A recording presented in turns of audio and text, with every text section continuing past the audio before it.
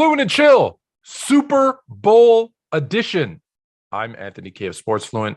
He's Jay from Chilltown Hoops. Jay, I don't know ever to call you OG, Jay, Jermaine, Chilltown. You have too many names, man. We've developed a relationship where now you call me by my first name. You call Actually, I don't even call you that anymore. I call you Jay. Yeah, because I'm lazy. So we've developed a relationship where you call me Tone. You right, don't even call me. Yeah, that's fair. Develop a relationship. So you know what it reminds me of? I think it was Method Man. I think it was an intro to one of them, either one of his solo joints or like one of the Wu-Tang where he's like, AKA, blah, blah, blah, blah, AKA, and he does like 20 AKAs. That, like, do you remember that one? I'm right? It was Method Man, right? Yeah, that's what it reminds me. OG, AKA Jermaine. Oh, AKA J. All right, so let's start this again. We probably can't. Let's just kick it right in. All right, we got a huge, obviously, the biggest game of the year in the NFL. It's Super Bowl. We've got the Los Angeles Rams. I always want to call them something else. The Los Angeles Rams against the Cincinnati Bengals. Hold on, Tom. Say that one more time. Against who? Against the Cinderella Cincinnati Bengals. What? The Bengals? I don't know. I didn't realize this. I was having a conversation with someone. I said, wouldn't it be nice for the Bengals? And we're going to get to this in a second. But wouldn't it be nice for them? They've never won a Super Bowl. That franchise has never won. And I said, yeah, the list will start to shrink. But you know what? The list is actually kind of big. Huge. Do you know how many teams have never won a Super Bowl? Well, let's see here. Now, you can, if you want to name them, but I just, do you know the number? It's at least half the league. Oh, it's just a little bit less than half. There's 32 teams in the NFL. Right. 12 teams have never won a Super Bowl. Wow. So a little less than half the league. Right. So only 20 teams have won Super Bowls. I think that's incredible. Yeah. I think now there's some expansion teams, and look, they're not, the Jags, the Panthers, they're not in the Texans, in the grand scheme of things, right? They haven't been around as long, but I still find it pretty incredible that it's 12 that has. I was really surprised when I thought the number was like 7, right? And it's 12. So it'd be great for the Cincinnati Bengals. The Rams were just in a Super Bowl not too long ago. They got out coached. So what I want to do is we're going to start the show. Actually, we're going to end the show with our picks. Yep. A score. If you want, I'm going to even tell you how I think it's all going to go down. So how we're going to win. We're going to talk about who's the most important player or players for each team to win and or lose. But for the first time, we're going to flip our typical agenda, and we're going to start with your questions. We're going to start with mail drop. So here we go. Mail drop. Question number 1. Will Joe Mixon be the deciding factor in this game? I started with, you asked me this question a couple of days ago, who was going to be the X factor? And I thought it would be Azuma, right? Because him being matched up with those linebackers, him being matched up with Von Miller, and him being matched up against Aaron Donald, I thought that he would be the X factor. But when I think about what exactly it is that they do, they are a running team. Joe Mixon ran for almost 1,300 yards this season, right? Not only that, he's very durable. And they've shown, the Rams have shown that you can run against them. The 49ers proved that you can absolutely run against them. So I'm looking at this being a very run-heavy game to start the game. I would not be surprised if they just continuously fed Joe Mixon. And I can appreciate that off that defensive line of the Rams. They're going to continue to go at Joe Mixon. They're going to continue to go at Joe Burrow, and that offensive line for the Cincinnati Bengals is weak. Well, it can't be that weak. I mean, Joe Mixon did run for over 1,300 yards, so it can't be that bad. There are some people blocking up there. So when I look at that offensive line, I look at Joe Mixon, and I look at their ability to run against the Rams. I think he could be the difference. He may even be the Super Bowl MVP, Tone. I'm saying it. You stole my thunder. So what's the best way? To protect a quarterback whose offensive line isn't great in pass protection that gives up a lot of sacks? Well, there's 2. 1, quick passes, Mm-hmm. right? Quick, short passes. So we do that. The other one is a successful running game. Because if they're running the ball, well, now they're not all out coming at your quarterback. They have to, even that second of hesitation will give Joe Burrow enough time to make a throw. Mm-hmm. So is he the most important player? I'll say this. If the Cincinnati Bengals win, he will be the MVP because he'll have to be. Because he will have to be. He'll need a 120 plus yard game with a touchdown or two, because the other side of that is when you're running the ball, you're eating up clock. And although you know how I feel about Matthew Stafford, we'll get to him in a minute. Mm-hmm. If you're running, if their offense is still can be explosive, he still can throw the ball deep. OBJ is still is a threat deep. Mm-hmm. Even Van Jefferson, we don't talk about him at all, but he's a threat deep. And we know what Cooper Kupp has done all season long. So, yeah, you don't want them with that opportunity. And as it's interesting because you said this last week or 2 weeks ago. You said, I don't think the Bengals want to get into a shootout with the Chiefs. I didn't. But they did. Yeah. And they won. So part of me is like, well, maybe they're okay getting in a shootout with the Rams too. But I'm like, nah, this is the Super Bowl. Everything seems to get always a little bit tighter, right? It's a little bit slower. We don't always get what we expect in the Super Bowl. So I'm going to say, not that they don't want to get in a shootout. I think they're going to try and stay away from. I don't know about that, Tone. And the reason why I don't know that, because I'm looking at the quarterback and I'm looking at Joe Burrow, and he doesn't look like he minds getting. He's not scared of anything. He looks like, give me the football and I'll take us down the field. So if you want to get into a shootout with us, we can absolutely do that. Oh, yeah, that's what I'm saying. But I'm saying I don't think they're going in trying to get into a shootout. Right. Listen, they're like this. Listen, I'm going to the bar, and I'm going to the bar to have a couple of drinks and have fun. I'm not looking to get into trouble. No. But if trouble finds me, come on, we good. We can throw down. We good. Yeah. That's how I feel about Joe Burrow. Mm-hmm. I'm just gonna go have a beer. Mm-hmm. All right. Well, all right. And because I'm with this guy, I don't mind if trouble shows up. If I'm with this guy, I got Chase and Mixon. I'm feeling pretty good. Absolutely. I'm with this guy, so no problem. Let's get it on. All right. So Joe Mixon gonna be a factor, we think, especially if the Bengals have a chance of winning. Mm-hmm. All right. This one, this one's a big question. And you can give me a couple of answers because I'm sure you'll probably have a couple of answers. Who will a Super Bowl win or loss have the most effect on their legacy? And I'll say it one more time. Just be clear. Give you a second. Mm-hmm. Who will a Super Bowl win or loss have the biggest impact on their legacy? Well, I think we'll have to start talking about Von Miller a little bit differently if they win it. Yeah, we're going if they win, we'll have to start talking about him a little bit differently. He's already one of the best pass rushers that we've seen. But if they were to win it and he were to be the deciding factor, we now have to start talking about him completely differently, because now that would be in the past 7 years. That'd be 2 bowl games, right? 2 of them. And if I'm not mistaken, I mean, they basically rolled on Carolina. So with that being said, I'm looking at, I believe he was the Super Bowl MVP. If I'm not mistaken, I'm pretty sure. Yeah, I'm pretty. We have to double check that, but it sounds about right. Sure, I'm pretty confident he was the Super Bowl MVP. So if they would have won it again, and it would be on the strength of him, we would definitely have to start talking about Von Miller a little bit differently. If they lose, I can't say that we'll talk about Matt Stafford any differently. And the reason why I say that is because, and I've said this to you a number of different times, Tone, Matt Stafford, I know who you are. So it wouldn't surprise me one bit. But we will have to start talking about Aaron Donald differently, because now we're talking about a guy who arguably the best defensive player in the history of the NFL, and we start talking about him in the same category with Lawrence Taylor. And for them to lose again and for him not to be a factor in the biggest game, I think this would affect him tremendously. Now, when I'm looking at, I really don't expect much. I haven't expected much from Matt Stafford, because again, Tone, I know him. I know who he is.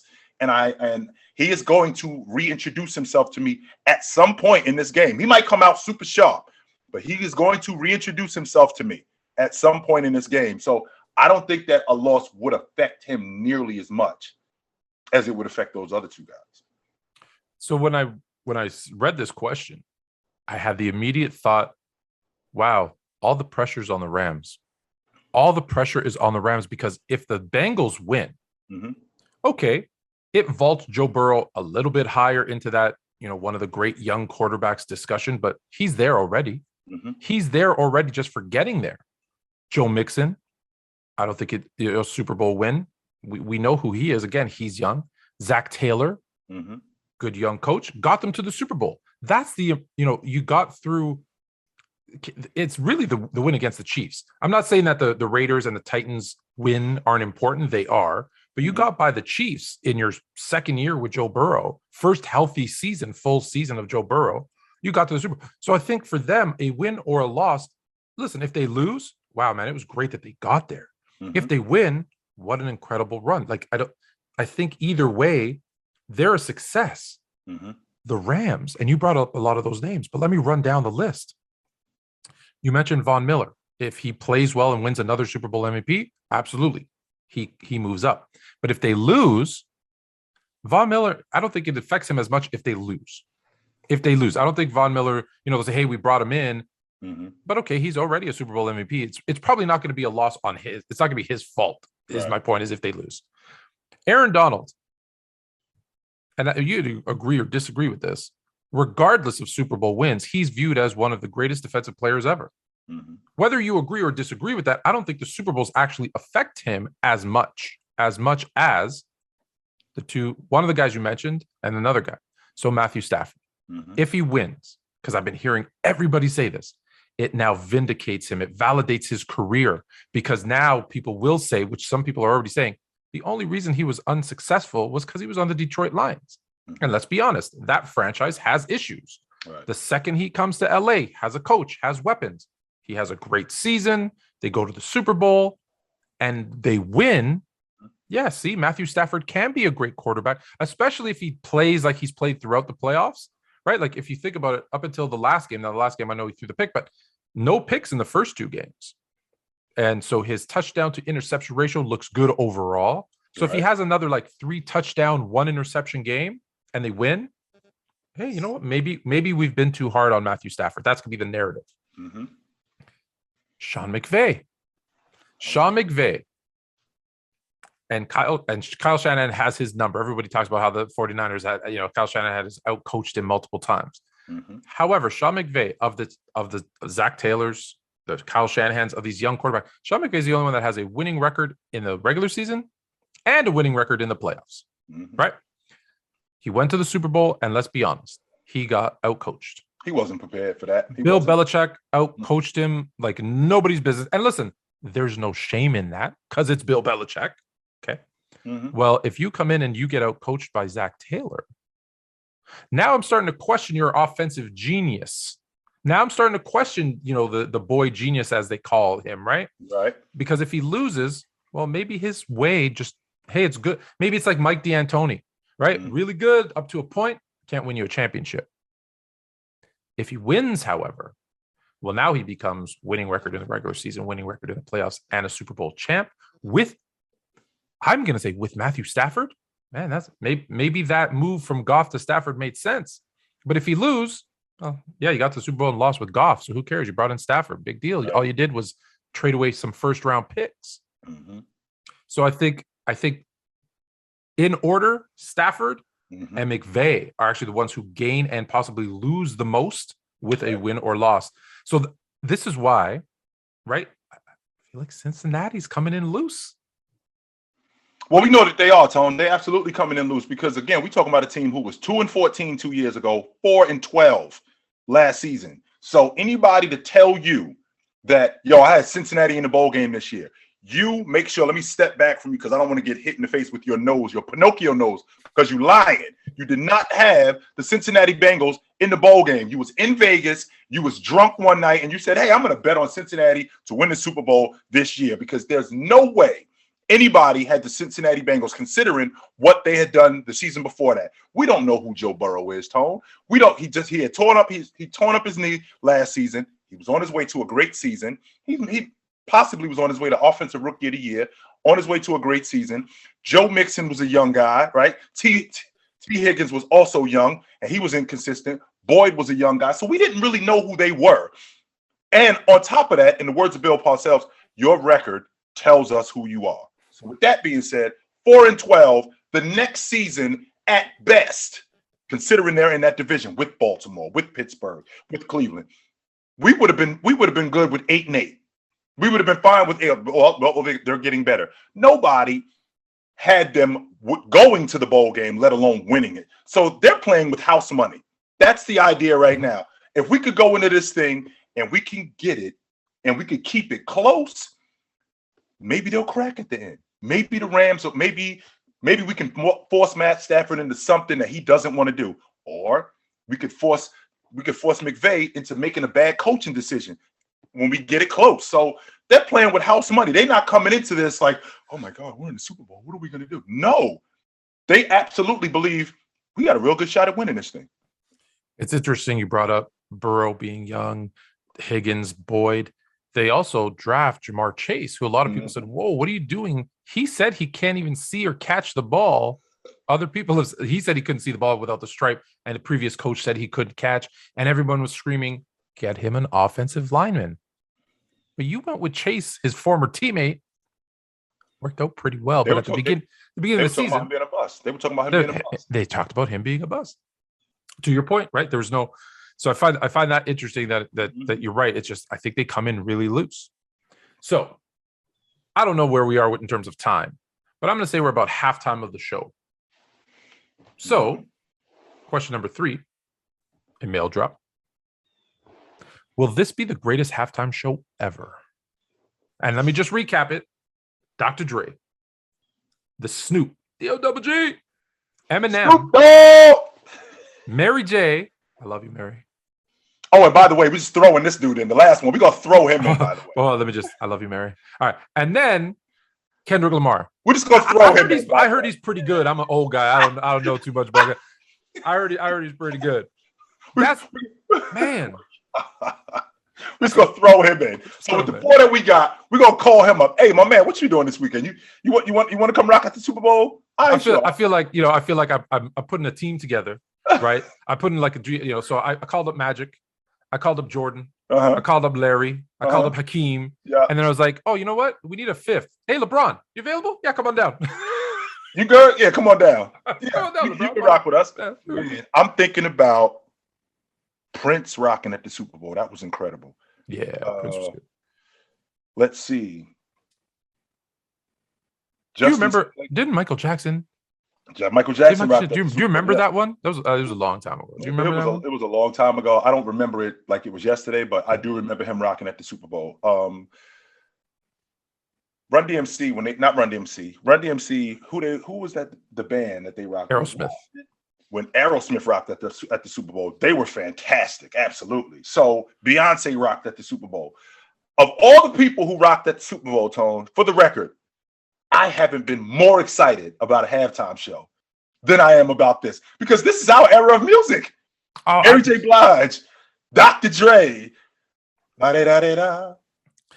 It's the one and only D-O-double-G, Snoop Dogg. Oh my God, I'm so excited about that. Yo, and it's interesting because we all know the songs, like even the younger people, the older people. Yeah. Honestly, it doesn't even matter what color you are. Like everybody will know. Like when you da da da da da. And it was funny. I keep seeing these memes. Like these kids are gonna find, like in the burbs. I'm talking about. Yes. They're gonna find out who their parents really are. Yes. Right? Like when my parents see me, like when my kids, see me at the halftime show, be like, Dad, just so you know, he wasn't always your father. Just so you know, you don't know about them 90s. No, he was not always your dad. I want to bring up one other name because someone told me this was great. I went back and watched it. It was actually Lady Gaga was actually really good too. So there's people like that who put on great shows. Right. But I don't think Janet Jackson, Justin Timberlake was good. I love Janet, right? Mm-hmm. But I think the collection of people, if they do this right. Because these guys have collabed, they've all collabed before anyway. So there's a lot of, it's interesting. I think there's so many. I hope it's entertaining. I hope they because I hate when there's this big build up to something.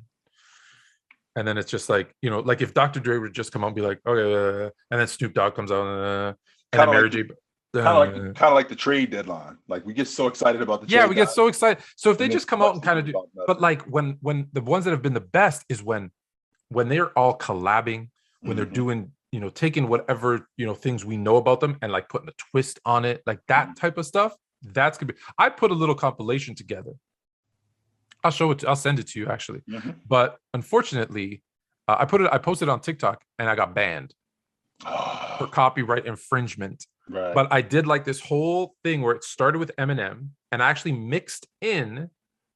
I'm not a DJ by any means, so I got very lucky that the beats lined up. But I mixed in Eminem right into this Mary J, and I took clips from their live performances, so it looked like it was the Super Bowl halftime show. And I clipped in Mary straight from Mary into a concert that Dr. Dre did, where he comes on stage, excuse me, one of it like with his lowrider, and he's got the hydraulics bouncing, and he gets out, and then it goes right into now he introduces Snoop, and then it's Snoop at a different concert, and then Snoop's telling you to raise your hands, and just as Snoop says that, Lamar says, "Put one hand up, put two hands up," and it goes right into Kendrick Lamar. I was really impressed. It took me some time to put it all together. I was really upset that it got banned. Damn it. But I was like, that's what I want to see, is where they're all kind of like mixed in together. And like I had Mary singing over an M beat.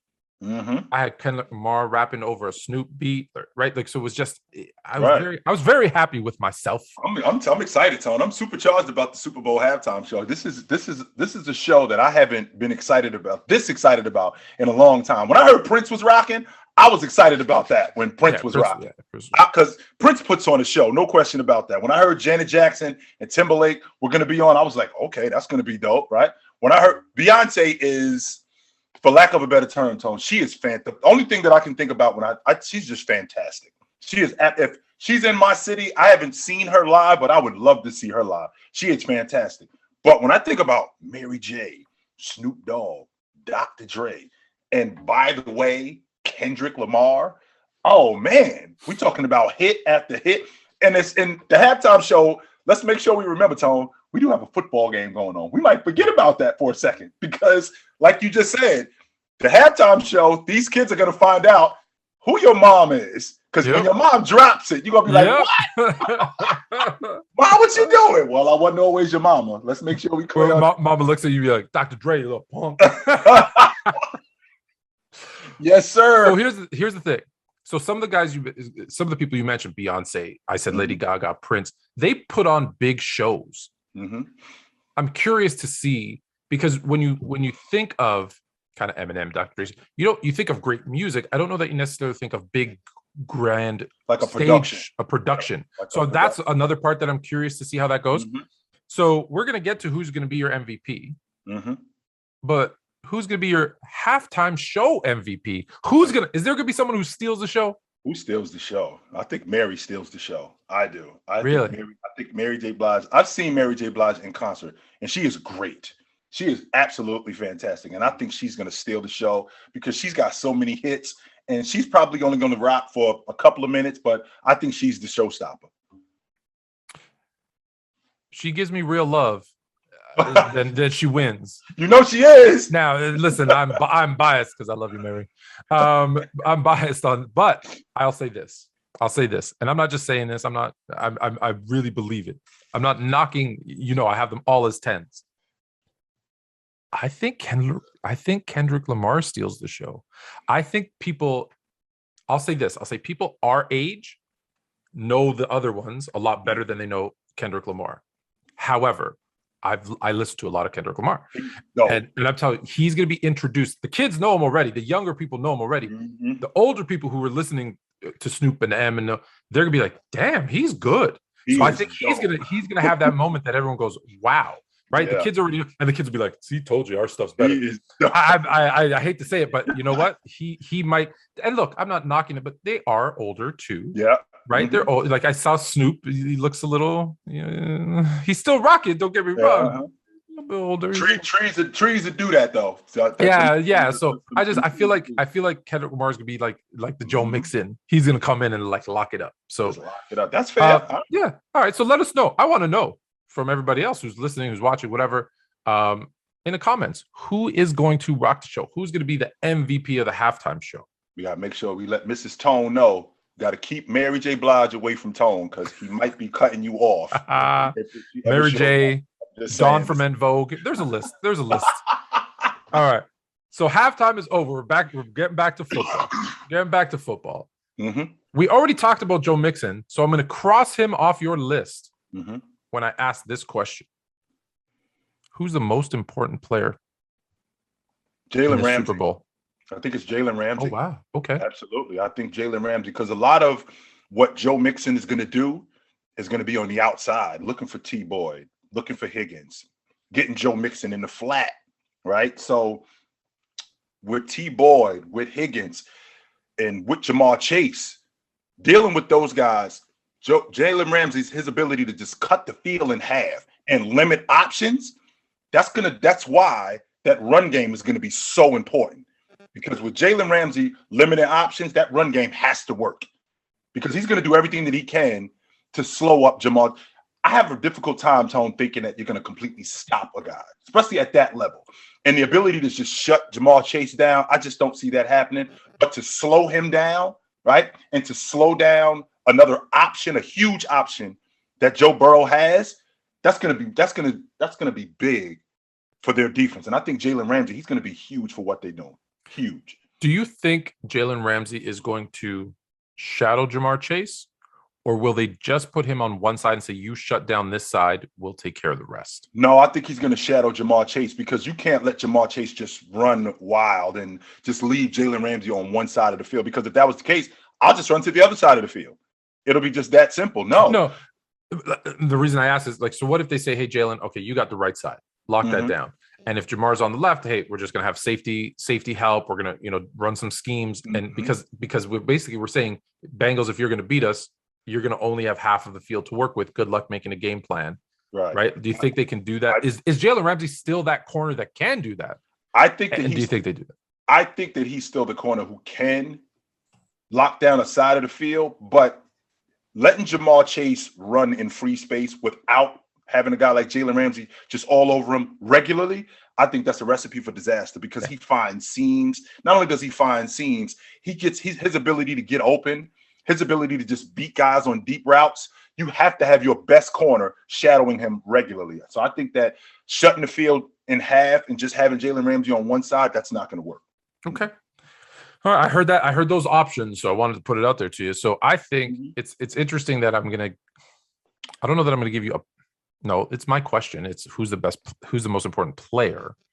However, it's really who's the most important players in my thought, because I'm not knocking Cam Akers. I think he's going to play a really important role.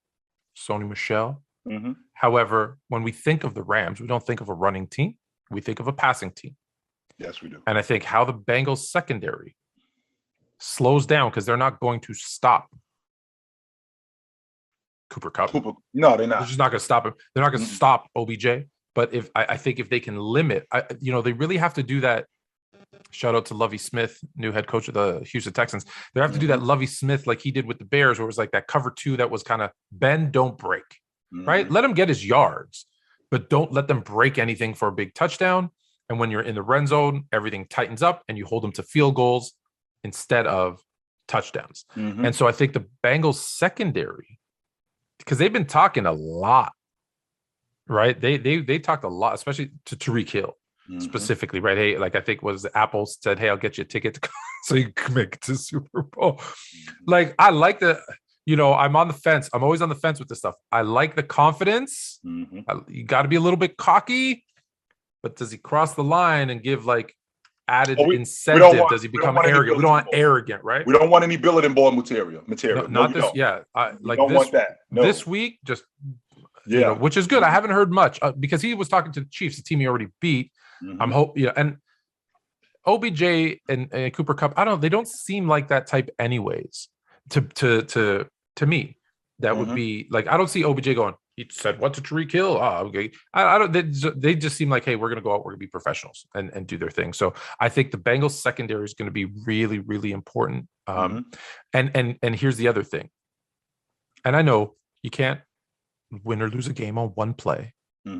However, Matthew Stafford, for all the good he's done this year, for all the great stats he's put up for his entire career, he will give you a chance to pick him off. And if we remember the end of the regular season, he was throwing pick sixes. He was giving those out like they were Halloween candies. So he gives you the opportunity if you're in the right position and you can catch the ball, right?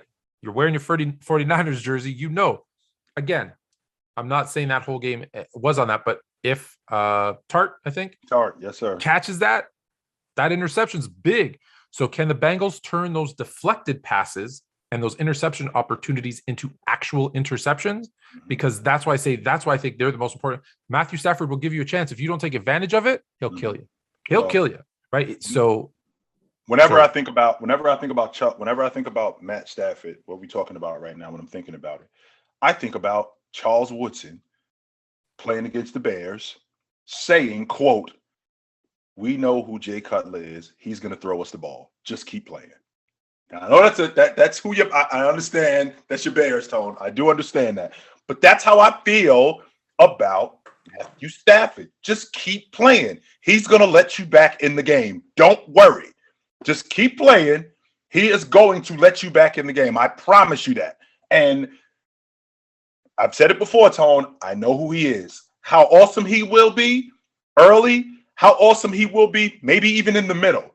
But at some point, do not worry. He's going to let you back in the game. And I think it's amazing how, as much as we talk about Joe Mixon being a Super Bowl MVP and Azuma and Joe Burrow, we haven't even mentioned quite possibly the best wide receiver in the game. We haven't even talked about him. We're gonna talk about it right now. I just since you brought up Cutler, I'm trying to move out of the way so everyone can see my Cutler jersey. I love Jay Cutler. Listen, Jay Cutler could make every single pass, could make every single throw. That's a conversation for another day. All right.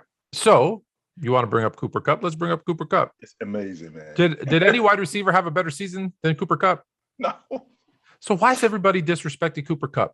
Why do they all want him to be this X receiver that plays on the outside and to give him his flowers? Like, so you're telling me because you're a tremendous route runner out of the slot who triple crowned receptions, yards, and touchdowns, you're somehow not a good wide receiver? Like, oh, well, I'd still take Devontae Adams over him. I would still take D-Hop. I'd still take Justin Jefferson. Not this season, you wouldn't. You would not. And if you can honestly look back and say, for the 2021 season, I would take any other wide receiver over Cooper Kupp because Cooper Kupp can't do this or can't do that. That's dumb football, right? It is. Absolutely it is. Because if I'm not mistaken, Tony, I think Steve Smith in 2005 was the last guy to have a triple crown. And before him, it was Jerry Rice, and he won the league MVP. So we're talking about a guy in Cooper Kupp who he runs routes that aren't really describable except just to say, I'm just better than you. Because you can't really make sense of it when you see the routes that he runs and how he gets open. It's not like it's a situation where he's Terrell Owens, where I'm bigger than you and I'm just going to bully you. Or he's Jerry Rice, where he's running a slant and he's just super fast. And no, it's a slant. It's a hook. And I'm just better than you. I'm going to beat you to this spot. You know what I find funny about this conversation? And look, I'm not saying I disagree. Like if I had a draft and I was drafting a team, would I probably take Devontae Adams over him? Yeah, probably for the next 2, 3, 4, 5 years. Yeah, probably. But I keep saying we're not doing that. We're looking back at the season he had. So is he the biggest? No, but he is 6'3", 200-something pounds. So he's not a small receiver. No, he's not. But isn't it more impressive that he isn't the biggest, the strongest, the fastest, and he's just getting open?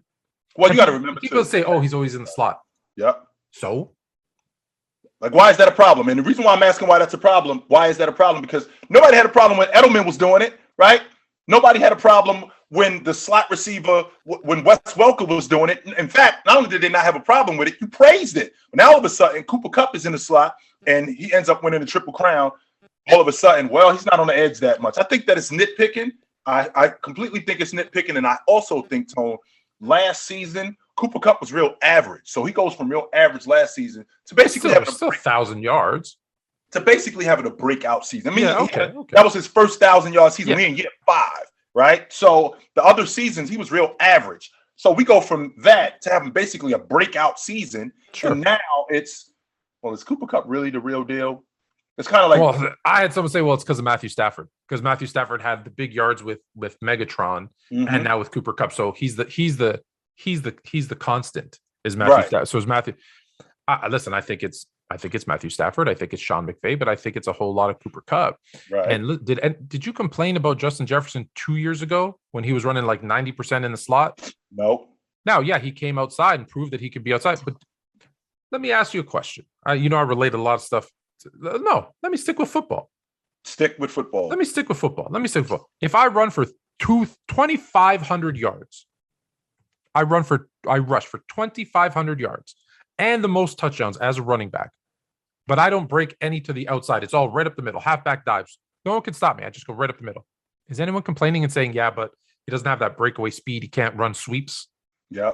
Does anyone say he can't run sweeps? He can't. Yeah, they are, Tony. You know who those people are? They are? Yeah, they're trolls. That's who those people are. Well, you can't run to the outside, right? You can't run up the sideline. Those called trolls. Just like if you didn't run up the gut and you ran outside. Well, you can't you can't break tackles. You can't beat the linebacker. Those are called trolls, Tone. So they're gonna nitpick and they're gonna find things to. And let me roll it back. Sorry to cut you off. Let me roll it back. 2,500 is no 1,900. Okay, below the best, but still 1,900. Right. Sorry, because he didn't break the yard record, but he was close, right? So 1,900 yards up the middle. You're gonna still okay for you and me. Forget the trolls for a minute. Are you gonna say, oh, but he can't run outside? No, you're gonna say that's the best running back in the game. He rushed for 1,900 yards, and yet when this man has the triple crown, no one says he's the best wide receiver in football this year. And that I think I don't like that. So I don't know if this is the answer. Because the question, we went off on a tangent, but the question is, who? No, we're going to save it to the end because it'll give away who your winner is. So we can't. So let's start. Here's what we're going to do. It's 4 questions. Who's winning? Why and how are they winning? What's the score, if you dare? And who's the MVP? So, and I'm writing this down just so you know. We'll start with who's winning. Okay. Who's going to win the game? I so want to pick the Bengals to win this game. I do. But the reason why I can't is because everything favors the Rams. It's in your building. You have the better quarterback.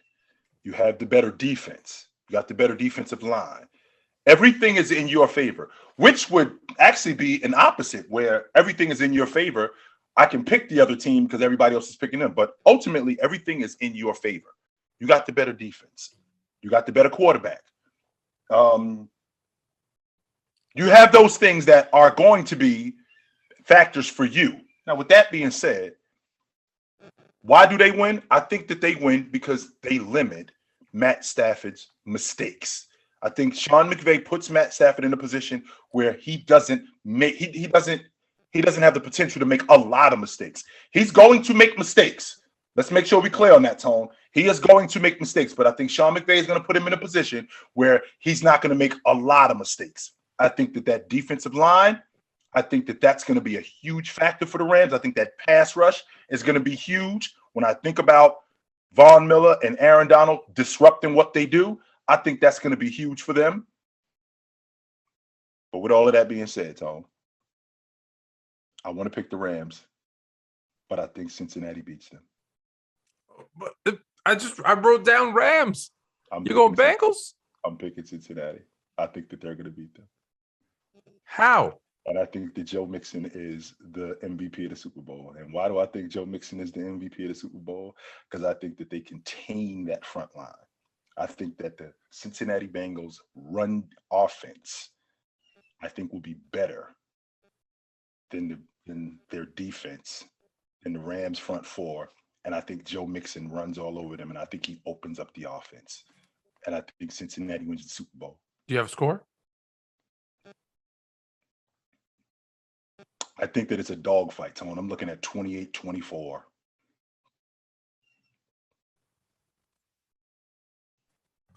I was really hoping you were going to pick the Rams. Of course you were. Because you made all the, but you did say something that we need to roll back because you're going to get killed in the comments. You said the Rams had the better defense and the better quarterback? No. Cincinnati has the better quarterback. Cincinnati has a better quarterback. Let's not get crazy now. All right. So you gave up. So I think you're right. I think Sean McVay will put him into a situation, Matthew Stafford, not the better quarterback. That is going to limit his mistakes. I think their defense is going to get after Joe Burrow.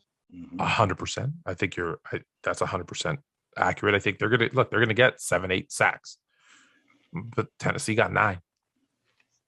However, this is why I wanted you to pick the Rams, because you have been preaching Bengals to me all season. So even though you said no one predicted them to be in the Super Bowl, although there's someone in my house who did make a bet and she's gonna cash out real nice if they win.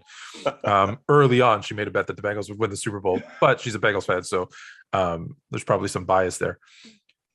All season long, you've been telling me, like, you picked the Browns to win the AFC North, but you said, but Bengals are going to be in the Super Bowl. I picked, there's not going to be in the playoffs, excuse me. I said it's going to be the Ravens and in the AFC North. But yeah, I don't know. I think the Bengals are going to be like 9-8, right? 10-7, maybe, which is good. Don't get me wrong, but just kind of a nice jump from their last year. But you kept telling me, watch this Joe Burrow kid, watch Jamar Chase, watch Joe Mixon. The other thing we did not talk about at all has been their defense, which has played really well against the Raiders. Everyone said, they played great, perfect, someone said, against the Raiders. They can't do it again against Tennessee. No, they played really good against Tennessee. Oh, well, they can't shut down the Chiefs. The Chiefs are going to score 50 on them. No, they didn't do great, but they did enough to win. Heck, they picked off Patrick Mahomes in overtime to seal the deal, basically, and then Joe Mixon ran it down their throat. So their defense is really good. I really like their offense. They have a running game. They have weapons on the inside, on the outside. I'm picking the Bengals because I think Matthew Stafford will crumble under this pressure. And look, I've been wrong because I've said this every week, but I'm going to be consistent, and maybe this is a good sign for you, LA Ram fans, and say that he crumbles under the pressure a little bit. He tries to, because this is a team. This is a team. Like, who did the Rams play? Can we go through their week by week? They beat the 49ers. No offense. They're not like a big, deep threat, quarterback slinging it all over the yard, scoring a lot of points type of team. Right? They're kind of a run-first defensive team. The week before that, the Rams played the Bucks. Tampa. Yeah, they played Tampa, who was depleted. Let's be honest. No Godwin, no Antonio Brown. It was really just Tom Brady and Mike Evans and a little bit of Gronk. And they did everything they could. They let them back. Not in a position. No, like, say what you want about the Bucks, but when you look at that Bucks team, it's not the Bucks team that's going to drop 40 on you. The week before that, who they play in the wild card? No wild card. They had the number 1 seed. Oh, they had the number 1 seed. The Packers had the bye. Right. Packers had. Who did the Rams play in the first week? So we got to go back. Our memories are sliding away from us. No, they played the Cardinals. Yes, they played the Cardinals. They handled the Cardinals, correct? And the Cardinals again missing their top wide receiver, not really in a position to score a bunch of points. Well, now they're playing a team that has Jamar Chase, that has T. Higgins, that has Tyler Boyd. Now that the more I think about it, the more I think they do want to get into a shootout with these guys, and who has Joe and has a running game. Because what happens is, if the Bengals because they can't start slow again, if they start off and they take a lead and they start throwing the ball and it's a shootout and you force Matthew Stafford to throw, he's going to throw you the ball. Much like Charles Woodson said about Jay Cutler. Don't worry, he'll throw you the ball. So that's why I'm going Bengals. Why? Because Matthew Stafford's going to throw them the ball. And I think they're going to just outscore them, and they have enough defense. Since we're on that subject, Tony, you just mentioned throwing the ball. Remind the people at home again, who led the league in interceptions this season? This season, the interception leader, numero uno, Matthew Stafford. Yes, sir. People seem to forget that because they see nobody Cooper Kupp's. They see Cooper Kupp's numbers. The ball. Absolutely. Nobody threw the ball to the other team more than Matthew Stafford. Well, that's the wide receiver's fault. They, it's not all interceptions are on the quarterback. Now, I agree with that. I do. I do agree with that. But It does on the stat sheet. It does. So when we look back, we don't say, oh, well, 14 of those 17 picks were tipped by the wide receiver and then caught. No, you just say he had 17 interceptions. Yep. That being said, I got the Bengals. I got them because they can outscore, I believe, the Rams. I got them winning 34-31 with a Money McPherson field goal to seal the deal. A walk-off.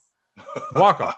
And your MVP is, with 2 interceptions and a pick 6, Mr. Apple.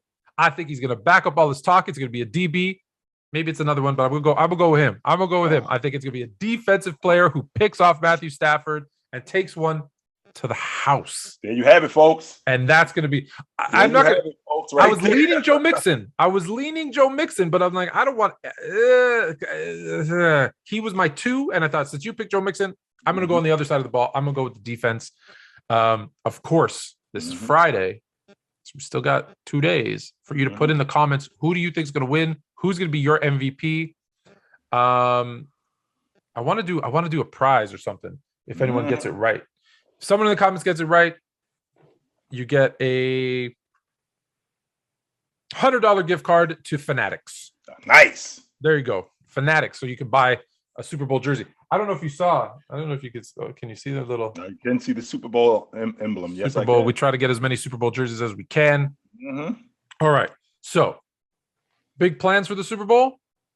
No, it's food and football. That's just food and football. As mine, and I will be food and football.